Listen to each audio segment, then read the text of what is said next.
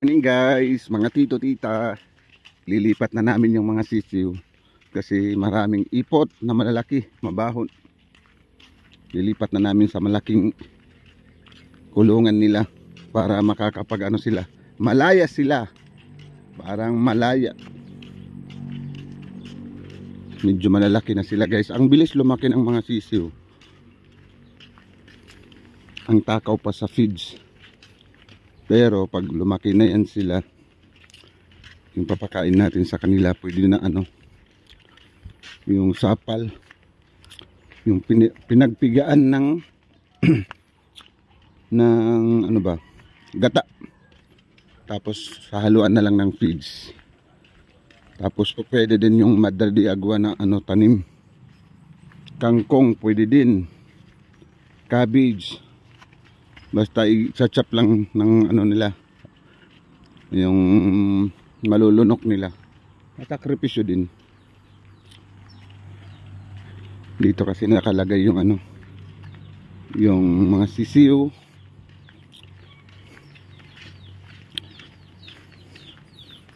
Dito naman maraming mga kulungan ng mga native chicken at saka yung mga pangsabong. Nandun yung mga pangsabong. Ayaw ko niyan kasi matagal ka mag-aalaga dyan. Wala ka namang income dyan. Pakain ka lang ng pakain.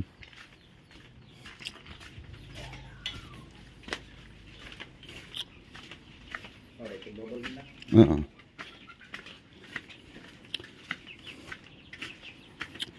Pangwala ni Tigbauton. Ito nga lublak sa gubos lanay. Ha? Oo, kaya di malat maiya.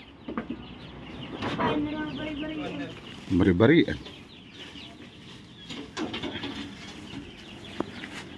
Kali nang ikot pag na kami dito. Ay pagtabon ko.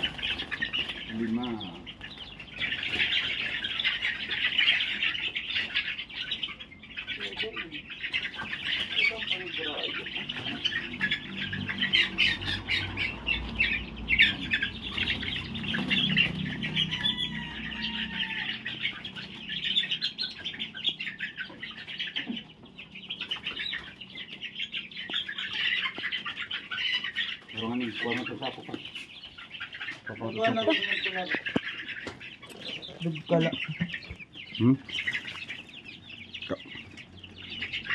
Malalayo. Giro na pula. Ilong ko na agad. Kaya ba na ako? Iyay makukuha dito. Doon mo pala makakain na ako. Ha? Yan. Kukunin namin dito kasi masikip na sila dito. Yung kulungan na ginawa ko, nandito yun sa likod ng bahay ko.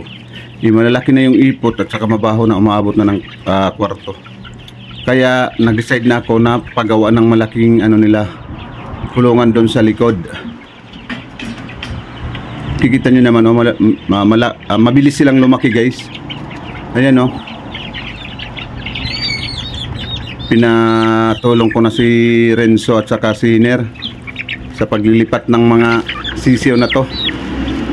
Testing tayo guys kasi yung baboy matagal at saka maingay sila pag hindi nakakain. Pag wala pang pakain sa kanila is may ingay. Nag-decide po ako na mag-shift sa manok. Yung binilhan ko dito, yung umpisa niya is 6 lang na inahin at saka 2 yung roster ba. Ngayon marami na. Pero nagsimula siya, hindi sa sisiw kundi doon na sa nangingitlog na malalaki na guys. Itong pag-aalaga ng Rhode Island chicken is pwede ka kumita sa sisiw, sa itlog at saka sa karne kasi pag lumaki yan sila, yung presyo, yung kantidad nila bawat isa is 1,500. Tapos magbe-breed ka, halimbawa magbe-breed ka dalawang or tatlong inahin or tatlong babae at dalawang lalaki o isang lalaki, mangingitlog yan sila, magbe-breed ba. Tapos pag gusto mo mangingitlog lang sila, magbibili ka ng pakain nila na nagpapaitlog. So yung yung negosyo mo is itlog lang. Pero kung gusto mo magparami, mag-breed, yan, kailangan dyan meron talaga lalaki nakakasta sa kanila. Kasi hindi mapipisa pag walang hindi siya kinastahan ng lalaki. Kasi wala siyang similya. Para doon sa may mga budget na, mas maganda talaga mag-umpisa tayo doon sa nangingitlog na guys, kasi para madali or i-income ka agad. Yung ihahanda mo lang yung lugar, yung kulungan nila para doon sa may mga budget.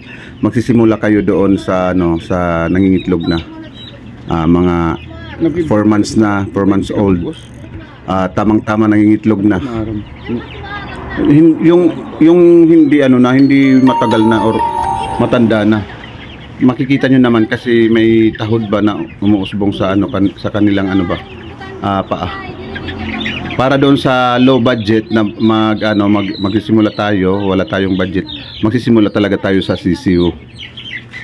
Para sa akin mas maganda ata yung nangingitlog na guys, kasi pagkabili mo niyan, pag kinabukasan may itlog na. Tapos ka na lang, magpapagawa ka na lang ng incubator. Halimbawa naka-harvest ka ng itlog araw-araw 10, ipunin mo yan. Tapos pag na siya, mga 50 na to 100 na eggs, pwede mo na i-incubate. Ang mga tubong hatag kanina. Kailangan din meron tayong nakahanda or nakaabang na incubator guys. Halimbawa nangingitlog na yung mga manok natin, kailangan may incubator tayo na nakahanda. Bibili ka na naman o papagawa ka ng incubator. Yung incubator nasa 1,500 to 2,000 siya. Ayan, nandito na si Hiner, nandito na si Renzo, ako ang taga-video. Punta na kami doon sa likod guys, sa pinakamalawak nilang bahay. Abangan nyo guys yung journey ko sa pag-aalaga ng Rhode Island chicken. Mga galit sa alak yan sila. Kung paano. Mabuti na lang to, meron tayong pinagkakalibangan kasi nakaka-stress lang yung tingga lang tayo. Yun lang kasi pag mag-alaga tayo ng mga ganito, baboy, manok, kailangan talaga may pambili tayo ng pakain nila.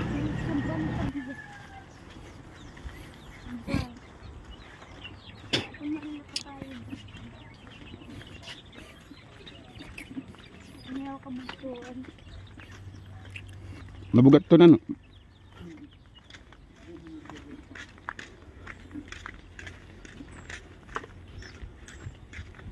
Siner. May tipping niner. Ni ko ba din. Ikat para darat. Upay pag darat pulo kay busag uho na sa yad. Upaya, magkakahugaw.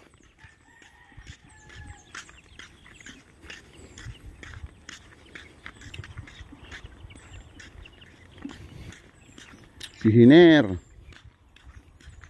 Ang batang magulang. Din kan sa ako ning kumuha.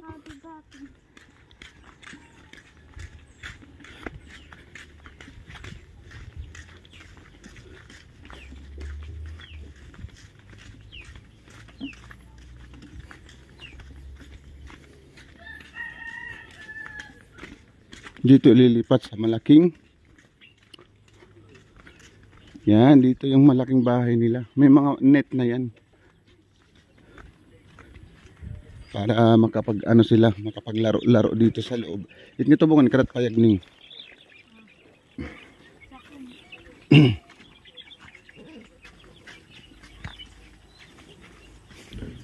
Para maarawan din sila. Iya pa daw ton. Kay 34 adat sira.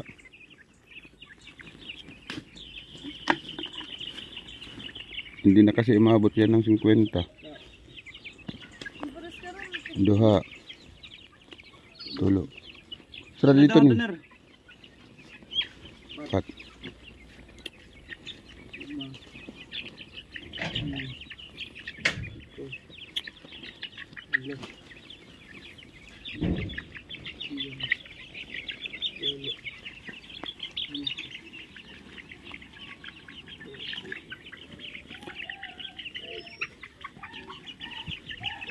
Pampers pa. Tara.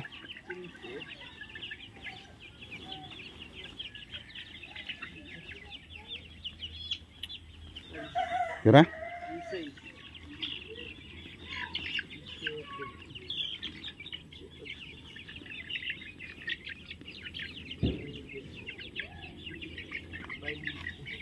Ning dili ka ning.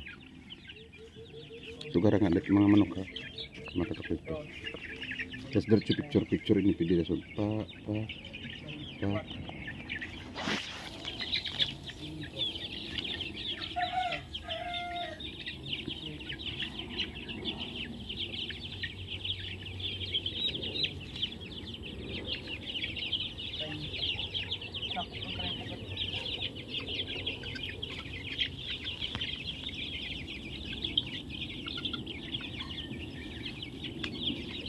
Picture mo ko.